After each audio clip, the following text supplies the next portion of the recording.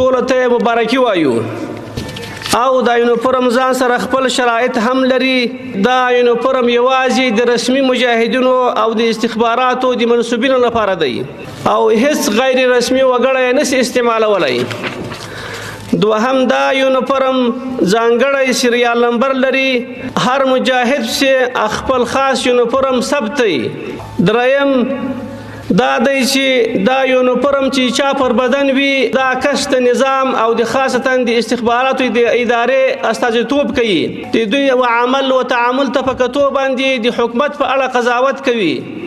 لهذا ټول ورونو مجاهدینو ټولو قطاعاتو ته مو دا جدي هدایت او غوښتنه ده چې د یونیفورم حق به ادا کوئ. په یونیفورم کې به هغه کار کوي چې د اسلامي امارت پالیسي وي. په تیره بیا د علي قدر امیر المؤمنین د هدایاتو د فرامینو سره سم به تاسې ټول خپل عمل کرد انجاموي.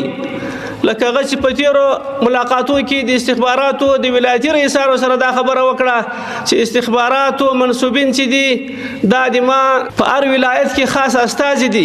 لهذا د یونیفورم حق باید په هغه شکل باندې ادا شي لکه څنګه چې د یونیفورم هغه ځانګړتیاوې دي.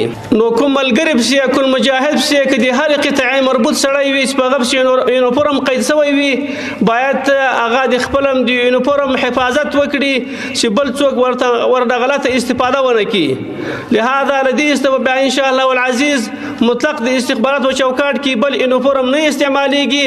نو که د ملت ګران هیوادوالو ته د په دغه یونیفورم کې کوم تکلیف اذیت رسیږي هغه کولی شي چې هغه له خاصو شمیرو سره ارتباط ونیسي.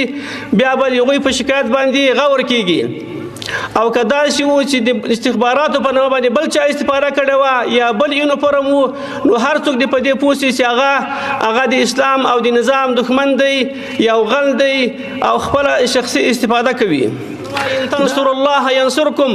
کله چې تاسو شاه زلمیانو د اسلامي امارات په قیادت کې د دین حمایت وکړئ په